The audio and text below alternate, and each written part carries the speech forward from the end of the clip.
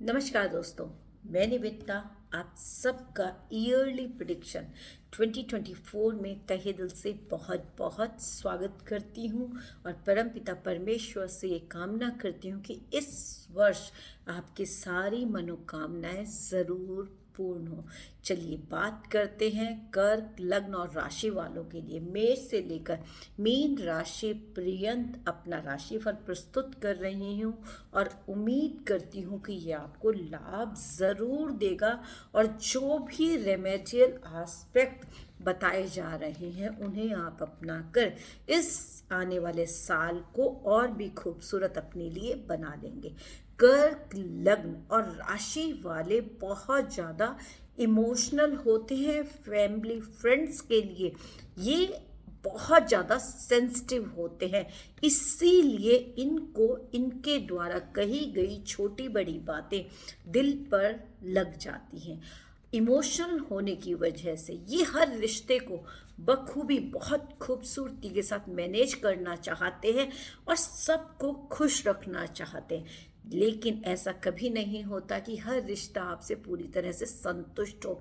अगर कोई भी छिन्न भिन्न होता है तो आपको बहुत ज़्यादा हर्ट होता है। बस आपको इस वर्ष अपने आप को इमोशनल स्टेबल रखना है, क्योंकि छोटी से छोटी बात भी आपको हर्ट कर जाएगी।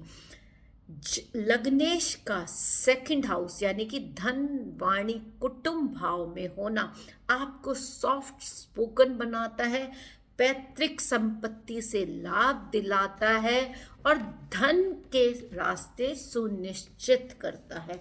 इस वर्ष आपको आपके कार्यों द्वारा पैतृक संपत्ति द्वारा लाभ की संभावनाएं देखी जाती हैं और आप अपनी वाणी द्वारा हर किसी का मन मोह लेंगे। केतु आपके थर्ड हाउस में पूरे वर्ष पर्यंत रहने वाले हैं, तो जो लोग भी कहते हैं ना कि अपने हाथों की एक्टिविटीज़ के माध्यम से कार्यों को करते हैं, उनके लिए ये वर्ष काफ़ी फ्लॉरिश होने वाला है।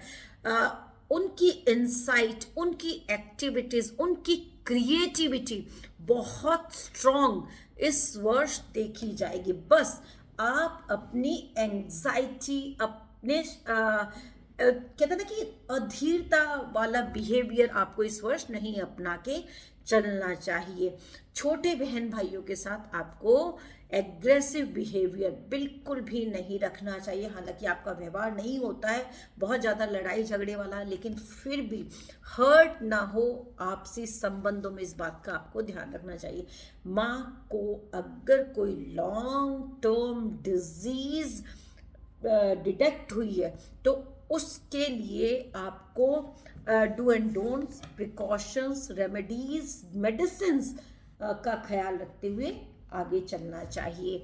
आपकी संतान इस वर्ष अच्छा प्रदर्शन करेगी, चाहे वो शिक्षा के लिए हो, भाग्य के लिए हो, आपकी ग्रोथ के लिए हो, धन आगमन के लिए हो, क्योंकि कहीं ना कहीं लक्ष्मी नारायण योग आपके पंचम भाव में बनता है और ये फ्लॉरिश करता है एजुकेशन को।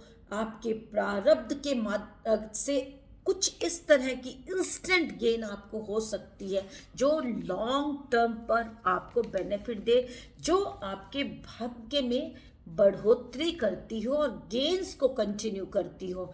इस वर्ष आपको सरकारी तंत्र में विजय देखी जाती है, क्योंकि मार्स और सूर्य आपके छठे भाव यानी कि लोग ऋण शत्रु भाव में विराजमान रहेंगे और मंगल 45 डेज के लिए एक भाव में रहते हैं। आने वाले टाइम में ये सप्तम और अष्टम से होकर निकलेंगे, तो ज़रूरी है कि आप अपने जीवन साथी के साथ, अपने ससुराल के साथ कॉर्डियल रहे, क्योंकि आपकी जो एब्यूजिव एग्रेसिव लैंग्वेज होगी वो हार्म कर सकती है। आप अपनी रिलेशनशिप में बहुत कॉर्डियल होकर चले। अगर कोई रिश्ता भी तय हुआ है और वो विवाह में परिणित होना चाहता है तो उसे तुरंत करने का प्रयास करें, अन्यथा लॉन्ग टर्म पर यदि आप उसे खींचते हैं तो ब्रेक होने के चांसेस बढ़ जाएंगे। ससुराल पक्ष के साथ आपको कोई भी द्वंद्व की स्थितियां नहीं रखनी है, कॉर्डियल होके चलना है।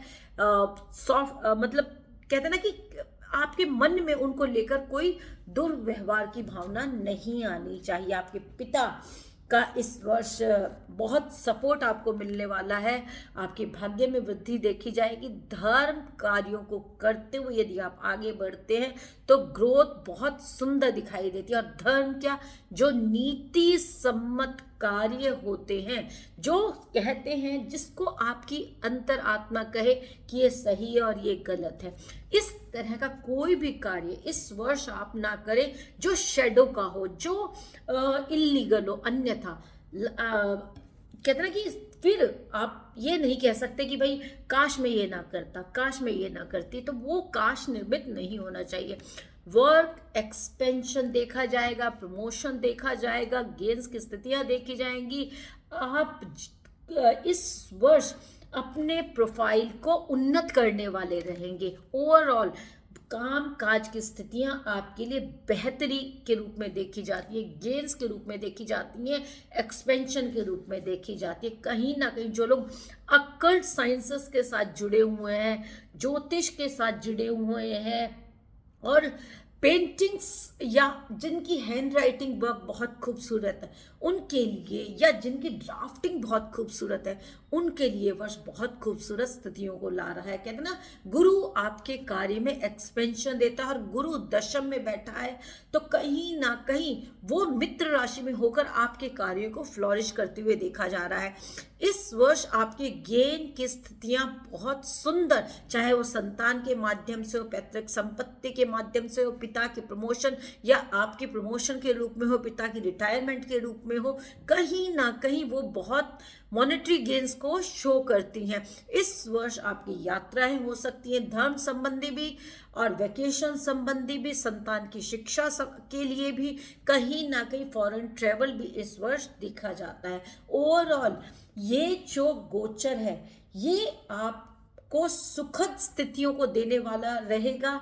इस वर्ष यदि कोई लॉन्ग टर्म डिजीज आपको है तो उससे आप प्रिकॉशन रखते हुए, चेकअप्स कराते हुए अगर ध्यान में रखते हैं तो फिर आयु वृद्धि भी देखी जाती है। क्योंकि जब आपको पता होता है कि आप इस चीज़ से निकल रहे हैं तो फिर आप उसके लिए मेडिसिन भी लेते हैं, चेकअप्स भी कराते हैं और उस चीज़ को क्योर कर लेते हैं। तो शनिदेव अष्टम में विराजमान होकर आपकी आयु वृद्धि करते हैं, लेकिन कहते हैं ना कि आपकी वाणी को कटु कर देते हैं, घर में आपके रिश्तों को थोड़ा सा कटु बना देते हैं और आपको ये चीज़ें हर्ट कर जाती हैं। तो जब हमें पता है कि हम इन एस्पेक्ट्स पे सावधानी रख सकते हैं तो क्यों ना रखें।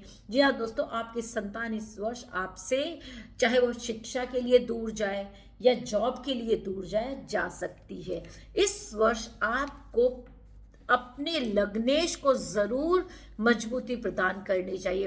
वैसे तो हमेशा ही लग्नेश के मंत्रों का जप करना चाहिए, पर इस वर्ष विशेष तौर पर आपको ओम सोम सोमाय नमः, जो कि आपके लग्न को मजबूती प्रदान करता है, चंद्रमा का मंत्र हो जाता है। और इस मंत्र का निरंतर संध्या काल में जब दिन छिपता है, गोधूली बेला होती है और आप ओम सोम सोमाय नमः का जब 108 बार करते हैं तो ये आपके प्रोफाइल के अंदर एक पॉजिटिव वे आउट देता है। लक्ष्मी यानी मॉनेटरी गेन्स के लिए बेहतरी प्रदान करता है और कहीं ना कहीं ओवरऑल आपके एस्पेक्ट को उन्नत करता है। आपको अपने दादा का आशीर्वाद जरूर लेकर रहना चाहिए, वो आपके भाग्य में बढ़ोतरी करता है। गले में आपको एक सोने की चेन धारण करनी चाहिए और ओम ग्राम ग्रीम ग्रोम सह गुरुवे नमः का जप करना चाहिए। बृहस्पतिवार के दिन संध्या काल में मीठे केसर के चावल जो गुड़ से निर्मित होते हैं बनाकर आप नीडी पर्सन्स को दे देते हैं तो ये आपके वर्क के अंदर एक्सपेंशन के रूप में देखा जाएगा, ये पॉजिटिविटी के रूप में देखा जाएगा। इस वर्ष आपको कोई ना कोई सर्जरी देखी जाती है, चाहे वो आपकी हड्डियों के अंदर कोई भी कॉम्प्लिकेशन हो उनसे रिलेटेड हो या आपके पिता से रिलेटेड हो, तो उसको यदि आप टाइमली करा लेते हैं तो वो आप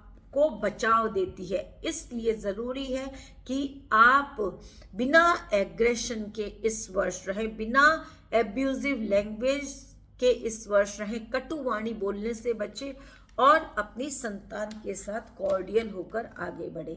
अगर आप ऐसा करते हैं तो पूरा वर्ष सुंदर स्थितियों को लाने वाला रहेगा। सभी के लिए वर्ष मंगलकारी हो ऐसी कामना करती हूँ। धन्यवाद, बहुत बहुत शुक्रिया।